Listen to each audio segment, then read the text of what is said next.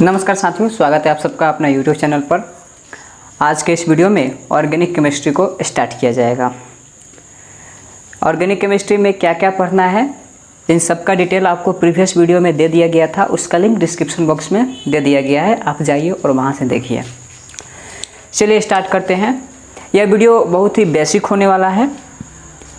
Organic chemistry का सबसे basic lecture यही होगा, क्योंकि मैं जानता हूं कि अभी भी बहुत ऐसे स्टूडेंट हैं जो कि बिल्कुल ऑर्गेनिक नहीं पढ़े हैं। क्लास 11th में भी ऑर्गेनिक केमिस्ट्री नहीं पढ़ पाए थे और 12th में भी उनका स्टार्ट नहीं हो पाया है। तो ऑर्गेनिक केमिस्ट्री बिल्कुल बेसिक से स्टार्ट किया जाएगा, कुछ भी नहीं छोड़ा जाएगा। इसीलिए ज़्यादा ओवर कॉन्फिडेंट होने की ज़रूरत नहीं है। अगर यहाँ पर बताई गई सारी चीज़ें आपको आता है तो आप देख लीजिए इंटू 2 के स्पीड में और नेक्स्ट लेक्चर का वेट कीजिए, वहाँ पर लेवल अप हो जाएगा। यहाँ पर बिल्कुल ग्राउंड लेवल से स्टार्ट किया जाएगा। यहाँ पर एल्केन, एल्किन, एल्काइन के भी बारे में बातचीत किया जाएगा। चलिए स्टार्ट करते हैं। हम जानते हैं कि ऑर्गेनिक केमिस्ट्री क्या होता है। The branch of chemistry in which we deals about carbon and its derivative and their compounds is said to be organic chemistry. Organic chemistry में सबसे पहले हाइड्रोकार्बन के बारे में देखेंगे। हाइड्रोकार्बन क्या होता है? वैसा ऑर्गेनिक कंपाउंड जो केवल कार्बन और हाइड्रोजन से मिलकर के बने होते हैं उसे हाइड्रोकार्बन कहा जाता है। हाइड्रोकार्बन में दो प्रकार के एलिमेंट होते हैं। सबसे पहले इसेंशियल एलिमेंट और उसके बाद आता है नॉन इसेंशियल एलिमेंट।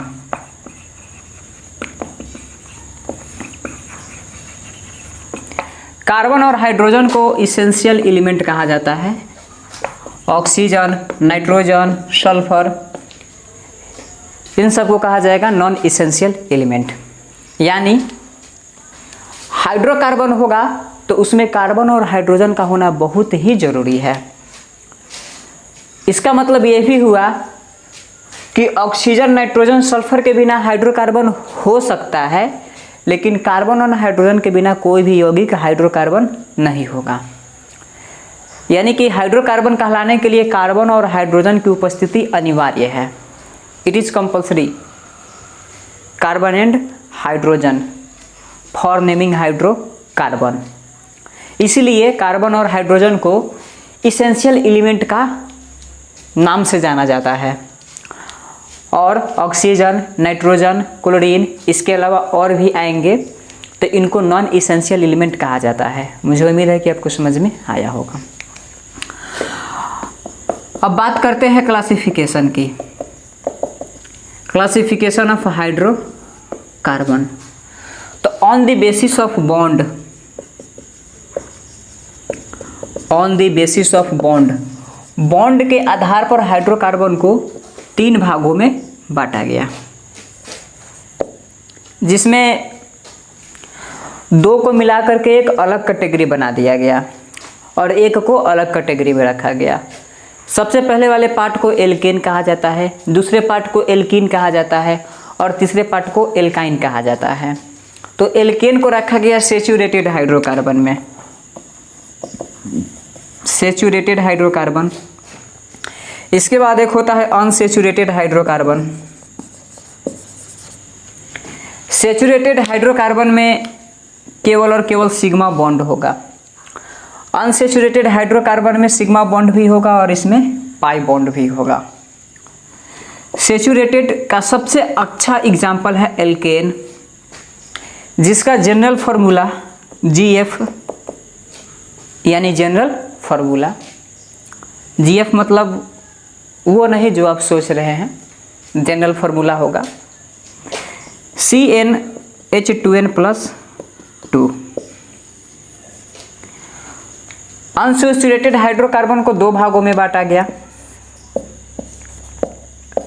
पहले आया एल्कीन, उसके बाद आया एल्काइन। पैराफिन, ओलेफिन, ये सब भी आता है, लेकिन एकदम से डिटेल में नहीं जाना जाएगा। इतना से भी आपका काम बन जाएगा। पूरा कंप्लीट ऑर्गेनिक केमिस्ट्री समझ लोगे, बिना पैराफिन ओलेफिन के बिना भी ऑर्गेनिक केमिस्ट्री आप समझ जाओगे, कोई दिक्कत नहीं होगा। पूरा बेसिक टू एडवांस लेवल तक जाओगे, इतना से आराम से समझ में आएगा। बस इतना याद रखना कि टोटल हाइड्रोकार्बन 3 प्रकार के एल्केन, एल्कीन और एल्काइन होते हैं, जिसमें एल्केन को सैचुरेटेड में रखा गया है, एल्कीन और एल्काइन को अनसैचुरेटेड में रखा गया है। सैचुरेटेड यानी कि जिसमें केवल और केवल सिग्मा बॉन्ड हो, जिसमें केवल और केवल सिंगल बॉन्ड हो, उसको क्या कहा जाएगा? सैचुरेटेड। अनसैचुरेटेड हाइड्रोकार्बन यानी कि जिसमें सिग्मा बॉन्ड भी हो और उसमें पाई बॉन्ड भी हो। एल्केन का जनरल फार्मूला होता है CnH2n+2।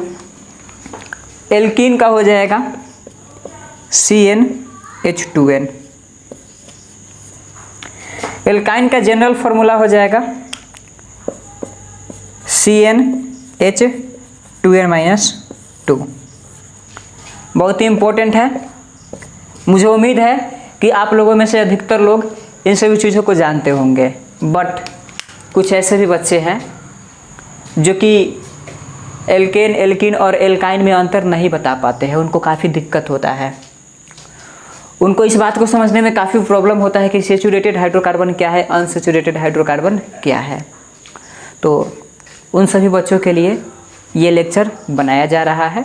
अगर आपको आता है तो 30 मार्क खान बनने की कोई ज़रूरत नहीं है। वीडियो को आप ×2 के स्पीड में देख लीजिए। ×2 के स्पीड में आप देख लीजिएगा। 10 मिनट का वीडियो 5 मिनट में, अगर वीडियो जाएगा 40 मिनट तो आप 20 मिनट में फिनिश कर लीजिएगा। सब चीज़ जानते हैं तो लिखने की कोई ज़रूरत नहीं है, लेकिन जो बिल्कुल जीरो लेवल से स्टार्ट कर रहे हैं, जो ऑर्गेनिक को एकदम फ्रेश से स्टार्ट करना चाहते हैं, उनके लिए ये वीडियो बनाया जा रहा है। क्योंकि मेरा काम है कि हम A to Z आपको पढ़ाएं, A to Z पढ़ाएंगे। अगर आपको आता है तो आप स्पीड बढ़ा करके देखिए, अगर नहीं आता है तो देखिए, कोई दिक्कत नहीं है। नहीं आता है उसीलिए तो बनाया जा रहा है। तो मुझे उम्मीद है कि आप एल्केन, एल्कीन और एल्काइन में अंतर समझ गए होंगे।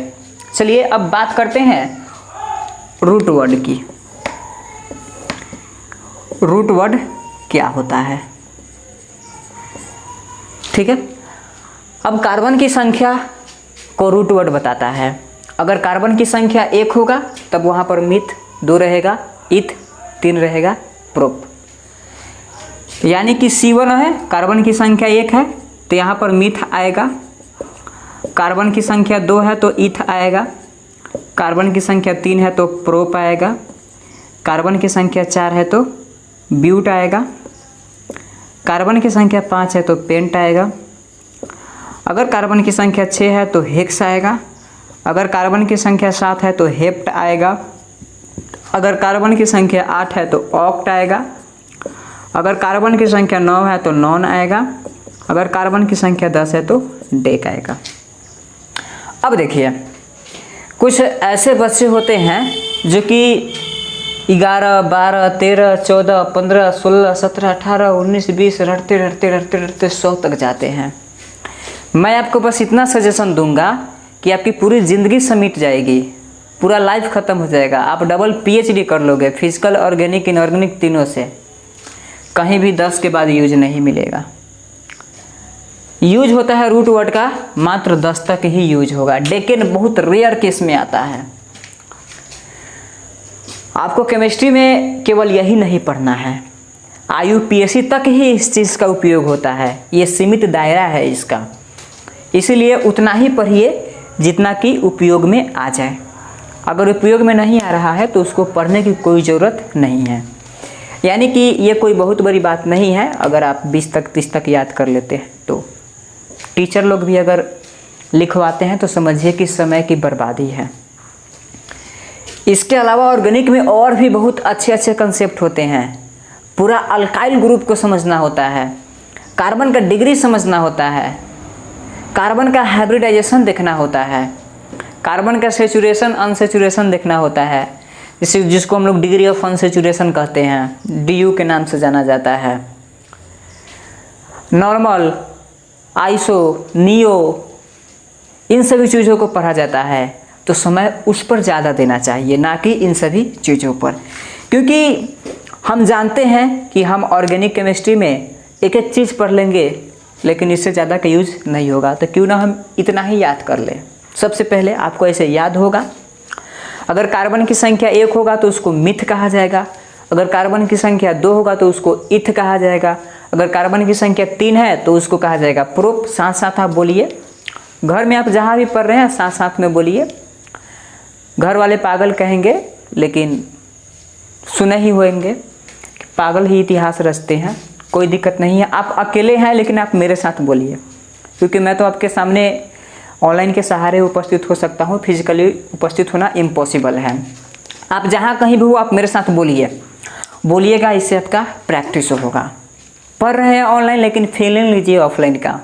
कार्बन की संख्या 1 होगा तो उसको कहा जाएगा मिथ, अगर 2 रहेगा तो उसको कहा जाएगा इथ, 3 रहेगा तो प्रोप, 4 रहेगा तो ब्यूट, 5 रहेगा तो पेंट, अगर कार्बन की संख्या 6 है तो उसको कहा जाएगा हेक्स, अगर कार्बन की संख्या 7 है तो उसको कहा जाएगा हेप्ट, अगर कार्बन की संख्या 8 है तो उसको कहा जाएगा ऑक्ट, अगर कार्बन की संख्या 9 है तो उसको कहा जाएगा नॉन, अगर कार्बन की संख्या 10 है तो उसको कहा जाएगा डेक। तो मुझे उम्मीद है कि ये सारा चीज़ आपको समझ में आ गया होगा। तो अभी तक आपने एल्केन, एल्कीन और एल्काइन के बारे में समझ लिया है। अब बहुत ही इम्पोर्टेंट चीज़ है जिसको हम लोग पढ़ने वाले हैं, इसका नाम है डिग्री ऑफ कार्बन। अगर आप कार्बन के डिग्री को समझ लेते हैं तो एल्कोहल और एमीन वाला चैप्टर में आपको ज़्यादा परेशानी नहीं होगा, क्योंकि बिहार बोर्ड 2022 में 5 नंबर में एक सवाल पूछा था, right difference between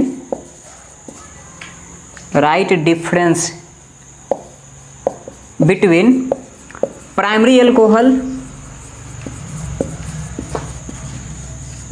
secondary alcohol and tertiary alcohol. बहुत ही लाजवाब सवाल था। इस सवाल की जितनी प्रशंसा की जाए उतनी कम, शब्द कम पड़ जाएंगे, इतना आसान सवाल था। लेकिन जो बच्चे डिग्री ऑफ कार्बन को नहीं पढ़े होंगे बिल्कुल उनको समझ में नहीं आएगा। अगर जिनको थोड़ा सा इन्फॉर्मेशन भी होगा कि आखिर में कार्बन का डिग्री निकालते कैसे हैं, तो 5 नंबर आप लेकर के आ जाइएगा। इसीलिए कहा जाता है कि चाहे कुछ भी हो जाए कंसिस्टेंसी को बरकरार रखना चाहिए। कम से कम अगर बुखार भी लगा है आपको तो आप लेक्चर को देखिए ज़रूर। अगर आप ऑफलाइन क्लास जाते हो तो आप दवा खाइए, उसके बाद जाइए आप क्लास करने, लेकिन क्लास को आप मिस मत कीजिए, क्योंकि इससे आपका कंसिस्टेंसी बिगड़ जाएगा। और अक्सर ऐसा होता है, ऑर्गेनिक केमिस्ट्री पढ़ रहे हैं, आपने किसी कारणवश एक लेक्चर नहीं देखा, दूसरा लेक्चर आ गया, वहाँ पर आपको नहीं समझ में आएगा। और वो जो थोड़ा सा नहीं समझ में आया है ये बहुत बड़ा गैप बन जाता है, और एक ऐसा समय आता है कि बाद में आप इफर्ट मारना छोड़ दोगे और पूरा का पूरा ऑर्गेनिक केमिस्ट्री या पूरा का पूरा कोई चैप्टर जो कि आपको थोड़ा सा नहीं समझ में आया है चौपट हो जाएगा। रीज़न क्या है? उसके पीछे का कंसिस्टेंसी, रेगुलरिटी, पंक्चुअलिटी, इन सभी चीज़ों पर ध्यान देना होगा, क्योंकि आप जिसको ज़्यादा समय दोगे वही आपका होगा। अगर आप मैथ को ज़्यादा समय दोगे तो मैथ आपका होगा, अगर आप ज़्यादा फिजिक्स को दोगे तो फिजिक्स ज़्यादा आपका होगा, अगर आपको केमिस्ट्री को दोगे तो केमिस्ट्री आपका होगा। बिकॉज यू आर अभी इस फेज में हो जो कि समझिए कि एजुकेशन सिस्टम में सबसे ज़्यादा प्रेशर इस वक्त होता है जिस फेज में आप लोग हो। क्लास 12th सबसे बड़ा टेंशन होता है बोर्ड का नंबर। अगर कंपटीशन की तैयारी कर रहे हैं, अगर नीट के एग्ज़ाम देना चाहते हैं, अगर आईआईटी के एग्ज़ाम देना चाहते हैं, तो समझिए कि उसका प्रेशर ही प्रेशर है। एक गांव का बच्चा जो ये सोच लेता है कि हमको नीट और आईआईटी देना है, तो शाबाशी देना चाहिए, सलाम करना चाहिए उस बच्चे को, क्योंकि गांव में रहकर उसने सोच तो लिया। उसके जज्बा को दाव देना चाहिए। तो मैं आपको यही कहना चाह रहा हूँ कि ये जो प्राइमरी अल्कोहल है, सेकेंडरी अल्कोहल है, टर्शियरी अल्कोहल है, बहुत ही तुच्छ चीज़ है, बहुत ही आसान चीज़ है, जो कि बिहार बोर्ड 2022 ने पूछा था 5 नंबर के लिए, और ये डिग्री ऑफ कार्बन पर आधारित है। जिस कार्बन का आप डिग्री निकालना चाहते हैं, देख लीजिए कि वह कार्बन डायरेक्ट रूप से कितने कार्बन से जुड़ा हुआ है। यानी कि कोई कार्बन डायरेक्टली कितने कार्बन से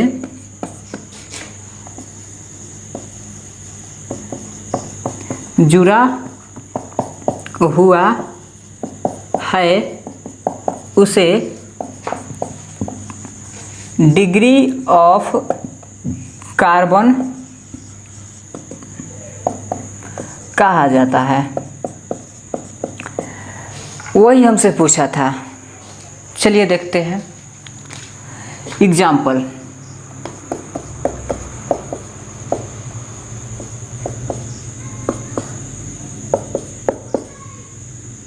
इसमें पूछा जा रहा है कि प्रत्येक कार्बन का डिग्री बता दीजिए। कुछ नहीं करना है। मान लेते हैं कि इस कार्बन का डिग्री निकालना है, तो आप देखिए कि यह कार्बन डायरेक्टली कितने कार्बन से जुड़ा हुआ है। तो यह कार्बन डायरेक्टली एक कार्बन से जुड़ा हुआ है, तो इसीलिए इस कार्बन का डिग्री हो जाएगा 1, और इसको कहा जाएगा 1 डिग्री कार्बन। मुझे उम्मीद है कि अब आप कार्बन का डिग्री निकालना सीख गए होंगे। चलिए देखते हैं आगे। अब इस कार्बन को गौर कीजिए, यह कार्बन डायरेक्टली रूप से कितने कार्बन से जुड़ा हुआ है। परिभाषा गया तेल लेने, परिभाषा से कोई मतलब नहीं है। आप ट्रिक को समझिए, आप टेक्निक को सीखिए। आखिर में डिग्री कैसे निकालते हैं, बहुत ही आसान परिभाषा है, कोई रटने की जरूरत नहीं है। जरूरी नहीं है कि आप भी यही परिभाषा लिखे, मैं कभी नहीं इस बात को कहता हूँ। आप कंसेप्ट को सीखने पर जोर दीजिए। सवाल को कैसे बनाया जाता है इस तरीका को समझिए, परिभाषा अपने आप उत्पन्न होने लगेगा। क्योंकि बोर्ड में सबसे ज़्यादा टेंशन होता है डेफिनेशन का। बोर्ड में अक्सर डेफिनेशन पूछे जाते हैं, वो भी बिहार बोर्ड। न्यूमेरिकल समझिए कि नहीं ही पूछा जाएगा, केवल और केवल डेफिनेशन ही पूछा जाएगा। तो इस बात की चिंता होनी चाहिए कि आखिर में बोर्ड में लिखा क्या जाएगा। तो आप थ्योरी और टेक्निक पर फोकस कीजिएगा, तो डेफिनेशन आपको लिखने आ जाएगा। आइए इस कार्बन को देखते हैं कि यह कार्बन डायरेक्टली कितने कार्बन से जुड़ा हुआ है। फर्स्ट इस कार्बन से जुड़ा, उसके बाद इस कार्बन से जुड़ा, उसके बाद इस कार्बन से जुड़ा। यानी कि यह कार्बन 3 कार्बन से डायरेक्टली जुड़ा हुआ है। यानी कि इस कार्बन का डिग्री हो जाएगा 3, तो इस कार्बन को कहा जाएगा 3 डिग्री कार्बन। उसी प्रकार से इस कार्बन की बात करते हैं। अब देखिए कि यह कार्बन डायरेक्टली कितने रूप से जुड़ा हुआ है। एक और कार्बन को ऐड कर दिया गया है, मतलब कि सब बात को एक ही एग्जाम्पल में समझ लीजिए, बार बार क्या एग्जाम्पल देने की ज़रूरत है। यह कार्बन डायरेक्टली रूप से 1, 2, 3, 4 कार्बन से जुड़ा हुआ है, इसलिए इस कार्बन का डिग्री हो जाएगा 4, यानी कि यह 4 डिग्री कार्बन है। यह कार्बन डायरेक्टली रूप से केवल और केवल 1 कार्बन से जुड़ा हुआ है, इसलिए इस कार्बन का डिग्री हो जाएगा 1। तो मुझे उम्मीद है कि आपको डिग्री ऑफ कार्बन समझ में आ गया है। अगर इतना समझाने के बावजूद भी अगर आपको डिग्री ऑफ कार्बन समझ में नहीं आए तो बहुत समस्या की बात है। इसमें मैं तो क्या, दुनिया का कोई भी व्यक्ति आपको केमिस्ट्री नहीं समझा सकता है। बहुत ही आसान और सरल भाषा है यह मेरा। चलिए मैं इस सारे सवाल को सॉल्व कर देता हूँ। आप अभी तक सवाल को बना लिए होंगे। यह देखिए कार्बन 1 और 2, तो इस कार्बन का डिग्री हो जाएगा 2। यह कार्बन 1 और 2, इसका भी डिग्री हो जाएगा 2। इस कार्बन का डिग्री 1 और 2, तो इसका भी हो जाएगा डिग्री 2। इसका डिग्री हो जाएगा 1 और इसका डिग्री हो जाएगा 1। अगर आप डिग्री ऑफ कार्बन पहचान जाते हैं तो डिग्री ऑफ हाइड्रोजन बहुत आसान चीज़ है। अगर कहा जाएगा कि 1 डिग्री हाइड्रोजन लिखिए, तो देख लीजिए कि 1 डिग्री कार्बन के पास कितना हाइड्रोजन है। कार्बन के पास 4 वैलेंसी होती है। अब देखिए कार्बन है, कार्बन 1 बॉन्ड बनाया, इसके पास 3 बॉन्ड अभी और होगा। 1 बॉन्ड यहाँ होगा, 1 बॉन्ड यहाँ होगा और 1 बॉन्ड यहाँ होगा, और तीनों का तीनों बॉन्ड कौन पूरा करने आएगा? हाइड्रोजन। अब कार्बन का 1 2 3 4 कार्बन का 4 बॉन्ड कंप्लीट हो गया। 1 डिग्री कार्बन यहाँ भी है, 1 डिग्री कार्बन यहाँ भी है, 1 डिग्री कार्बन यहाँ भी है। यहाँ पर 3 हाइड्रोजन आए हैं तो यहाँ पर भी 3 हाइड्रोजन आएंगे, यहाँ पर भी 3 हाइड्रोजन आएंगे और यहाँ पर भी 3 हाइड्रोजन आएंगे, क्योंकि कार्बन की वैलेंसी कितनी होती है 4। तो 1 डिग्री कार्बन 1 2 3 4 है और एक 1 डिग्री हाइड्रोजन को कंप्लीट करने के लिए 3 हाइड्रोजन का जरूरत होता है, यानी कि यहाँ पर हो जाएगा 12। उसी प्रकार से आपका होमवर्क रहा, आप कमेंट में बता दीजिएगा कि 2 डिग्री हाइड्रोजन कितना होगा, 3 डिग्री हाइड्रोजन कितना होगा और 4 डिग्री हाइड्रोजन कितना होगा। 4 डिग्री हाइड्रोजन हमेशा 0 होता है, क्योंकि कार्बन की वैलेंसी होती है 4 और कार्बन का डिग्री 4 है, तो चारों तरफ से कार्बन आ गया होगा। अब जिसका डिग्री 4 है हाइड्रोजन को नहीं रख सकता है। देखिए इसका डिग्री 4 है, 1 2 3 4 बॉन्ड इसके कंप्लीट है, अब ये फर्दर हाइड्रोजन को नहीं रख सकता है। यही होता है डिग्री ऑफ कार्बन। अब सवाल पूछा था कि प्राइमरी अल्कोहल, सेकेंडरी अल्कोहल और टर्शियरी अल्कोहल में क्या अंतर होता है। तो पहले बात कर लेते हैं कि प्राइमरी कार्बन, सेकेंडरी कार्बन और टर्शियरी कार्बन क्या होता है। जिस कार्बन का डिग्री 1 होता है उसको कहा जाता है प्राइमरी, जिसका डिग्री 2 होता है इसको कहा जाता है सेकेंडरी, जिसका डिग्री 3 होता है इसको कहा जाता है टर्शियरी, जिसका डिग्री 4 होता है इसको कहा जाता है क्वाटरनरी।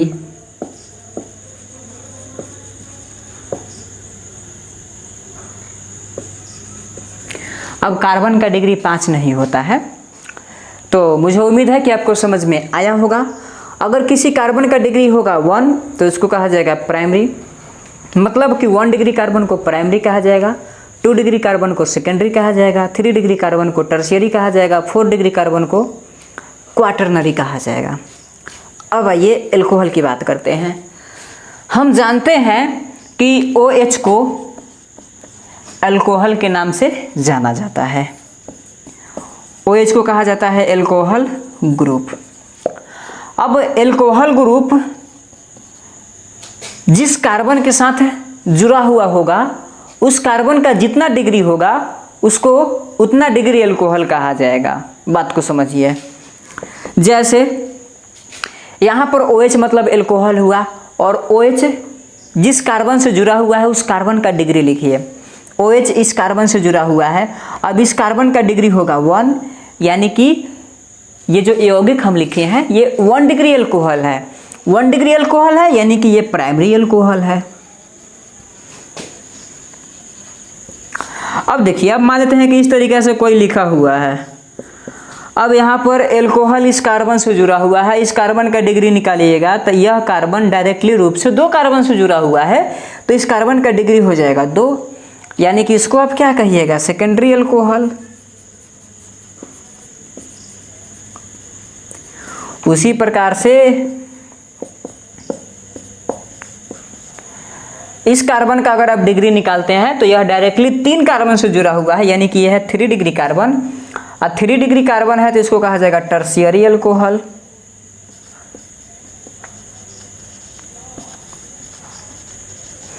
यानी कि प्राइमरी एल्कोहल किसको कहा जाएगा, तो एल्कोहल ग्रुप जिस कार्बन से जुड़ा हुआ होता है अगर उस कार्बन का डिग्री 1 है तो उसको कहा जाता है प्राइमरी एल्कोहल। एग्जाम्पल आपके सामने है, क्योंकि परिभाषा लिखोगे तो एग्जाम्पल तो देना पड़ेगा वरना नंबर कटेंगे, 5 की जगह पर 3 ही नंबर मिलेंगे। एग्जाम्पल दे दोगे तो 5 में 5 मिलेंगे।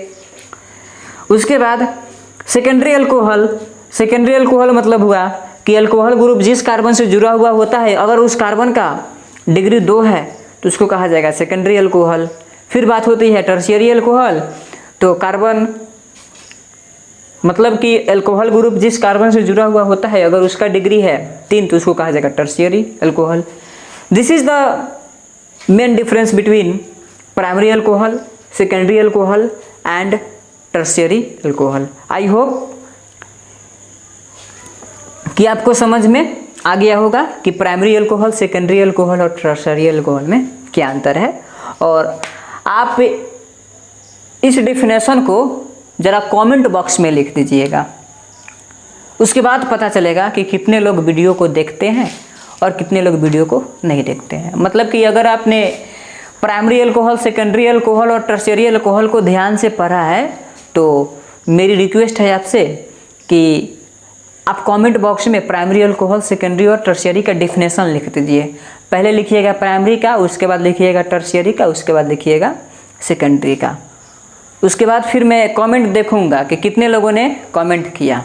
ओके, तो मुझे उम्मीद है कि आपने इन सभी चीज़ों को समझ लिया होगा। आप इसको नोट कर लीजिए।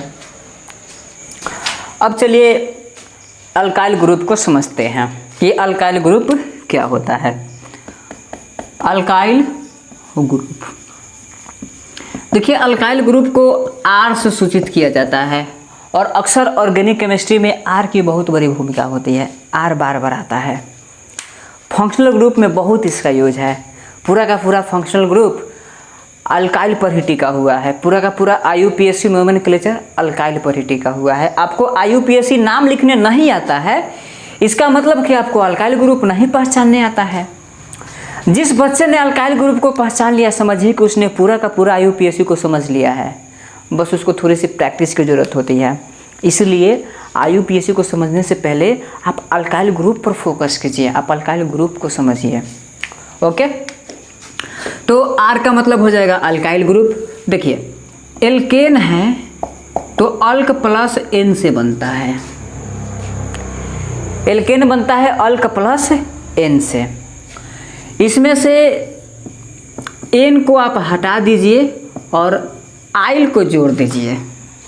एल्केन में से एन को हटा देना है और क्या जोड़ देना है? आइल, तो बन जाएगा अल्काइल। ये तो बात हो गया कि नाम कैसे लिखा जाएगा। जैसे कार्बन की संख्या 1 है तो मिथ से मीथेन बन जाएगा, 2 है तो इथेन बन जाएगा, 3 है तो प्रोपेन बन जाएगा, 4 है तो ब्यूटेन बन जाएगा। अब इतना डिटेल तो नहीं पढ़ाया जाएगा। अब आपको ब्यूटेन का फॉर्मूला C4H10 होता है, इतना तो नहीं पढ़ाया जाएगा। It's your duty. You are not in standard 8, standard 9, you are in standard 12th। आप यंगस्टर हो, आप अभी यंग ब्लड हो, आप मैच्योर हो गए हो। अभी आपको ब्यूटेन का फॉर्मूला याद करने का समय नहीं है। आप दबा कर मेहनत करो, पढ़ो, इधर उधर आप खोजबीन करो। आपको खुद पर खुद समझ में आ जाएगा कि ऑर्गेनिक केमिस्ट्री क्या होती है। आखिर में क्यों लोग ऑर्गेनिक केमिस्ट्री को इतना फोकस करते हैं, क्यों ऑर्गेनिक केमिस्ट्री के टीचर्स की इतनी पूजा होती है। ऑर्गेनिक केमिस्ट्री के टीचर भी बहुत शानदार होते हैं। अगर टीचर अच्छा मिल गया तो पूरा का पूरा समझिए कि ऑर्गेनिक केमिस्ट्री आपको समझ में आ जाएगा। अगर टीचर बोरिंग हो गया तो पूरा जीवन समाप्त हो जाएगा, फिर भी आपको अच्छा से अल्काइल ग्रुप पहचानने में नहीं आएगा। यह खासियत होती है ऑर्गेनिक की। बहुत ही मीठा ब्रांच है केमिस्ट्री का, जो कि मैकेनिज्म को लिखने में, रिएक्शन को याद करने में एक एक टेक्निक होता है। नेम रिएक्शन, रिएजेंट, अगर इन सभी चीज़ों को अच्छा से बता दिया जाएगा और आपके पास एबिलिटी है तो समझिए कि पूरा का पूरा ऑर्गेनिक आपके पॉकेट में। अदरवाइज पारंपरिक तरीके से उसमें कोई टेक्निक नहीं है, कोई क्वालिटी नहीं है, तो इस हिसाब से बहुत प्रॉब्लम होगा। और यही कारण है कि मैक्सिमम बच्चे बिछड़ जाते हैं ऑर्गेनिक केमिस्ट्री के मामले में। फिजिकल तो सही भी होता है, इनऑर्गेनिक तो सबसे मजबूत होता है। लगभग सारे लोगों को ऑर्गेनिक से डर लगता है। रीज़न यही है कि ऑर्गेनिक कैसे पढ़ा जाता है ये तरीका मालूम नहीं है। ऑर्गेनिक पढ़ने का टेक्निक क्या होता है ये तरीका नहीं मालूम है। अगर टेक्निक को पकड़ लेते हैं, अगर तरीका को पकड़ लेते हैं, आखिर में ऑर्गेनिक को पढ़ना कैसे है, तो समझिए कि ऑर्गेनिक आपको पूरा का पूरा समझ में आ जाएगा। और ऑर्गेनिक कैसे पढ़ा जाता है, क्या टेक्निक होता है, कैसे याद किया जाता है, ये सब मेरा जिम्मेवारी है। मैं जितना भी लेक्चर अपलोड करूँ बस आप उसको कंसिस्टेंसी देखते जाइए और मैं जितना कहूँ उतना आप कीजिए। अगर ऑर्गेनिक का मैंने 5 वीडियो डाला और उसके बाद अगर आपको इतना कॉन्फिडेंस नहीं आए कि मैं ऑर्गेनिक केमिस्ट्री जानता हूँ या नहीं जानता हूँ, मतलब इतना को कॉन्फिडेंस जरूर आपको आ जाएगा कि हाँ अब मुझे ऑर्गेनिक केमिस्ट्री कुछ आता है। अगर इतना नहीं आता है तो आप मत देखिएगा मेरे वीडियो को, क्योंकि 5 लेक्चर देखे, 5 घंटा बर्बाद की, उसके बाद ऑर्गेनिक केमिस्ट्री नहीं समझ में आया तो क्या फ़ायदा, मैं आपके लिए बोरिंग हो जाऊँगा। अगर इंटरेस्टिंग लगता है तो आप देखिए, कमेंट कीजिए, आपके लिए मैं ऐसे ही वीडियो लाता रहूँगा। चलिए अब देखिए, अगर एल्क प्लस एन है तो मिथ प्लस एन होगा, मतलब मैं मीथेन की बात कर रहा हूँ। मिथ प्लस एन होगा तो क्या हो जाएगा, मीथेन। अब देखिए, अब इसमें से आपको क्या करना है कि मिथ प्लस एन में से एन को हटा देना है और आइल जोड़ देना है, तो क्या बन जाएगा, मिथाइल। उसी प्रकार से इथाइल बन जाएगा, उसी प्रकार से प्रोपाइल बनेगा, ब्यूटाइल बनेगा, पेंटाइल बनेगा, हेक्साइल बनेगा, हेप्टाइल बनेगा, ऑक्टाइल बनेगा, नोनाइल बनेगा एंड डेकाइल बनेगा। अब बात कर लेते हैं जनरल फार्मूला की। एल्केन का जनरल फार्मूला होता है CnH2n+2। इसमें से एक हाइड्रोजन को हटा दीजिए, बहुत ही अच्छी डेफिनेशन है। अगर एल्केन में से एक हाइड्रोजन को हटा देते हैं तो हमें अल्काइल मिल जाता है। मतलब कि अल्काइल क्या है, तो अल्काइल कुछ नहीं है, एल्केन में से एक हाइड्रोजन कम किया गया है, वही क्या बन गया है, अल्काइल। तो एक हाइड्रोजन कम कर दीजिएगा तो CnH2n+1 हो जाएगा और कार्बन की एक वैलेंसी फ्री हो जाएगी। जैसे मीथेन का फॉर्मूला होता है CH4, तो मिथाइल का फॉर्मूला हो जाएगा CH3, क्योंकि मीथेन में से एक हाइड्रोजन को हटा देंगे तो क्या बन जाएगा, मिथाइल। इथेन में से अगर एक हाइड्रोजन को हटाएंगे तो क्या बन जाएगा, इथाइल। मुझे उम्मीद है कि अल्काइल ग्रुप आपको समझ में आया होगा। चलिए अब कुछ फंक्शनल ग्रुप की बात कर लेते हैं। फंक्शनल ग्रुप क्या होता है, वैसा ग्रुप जो कि किसी कार्बनिक यौगिक या ऑर्गेनिक कंपाउंड्स के केमिकल प्रॉपर्टीज को बताता हो, उसको फंक्शनल ग्रुप कहा जाता है। यानी कि the group which deals about the all chemical properties of the given organic compounds is said to be functional group. सबसे अच्छा एग्जाम्पल और जितने भी फंक्शनल ग्रुप है उन सब का जन्मदाता, जिसको कार्बोक्सिलिक ग्रुप कहा जाता है, कार्बोक्सिलिक एसिड ग्रुप कहा जाता है, COOH। इसके बाद आता है OH, जिसको एल्कोहल ग्रुप कहा जाता है। तब आएगा CO, इसको कीटोन ग्रुप कहा जाता है। इसके बाद आएगा CHO, इसको एल्डिहाइड ग्रुप कहा जाता है। O, इसको ईथर ग्रुप कहा जाता है।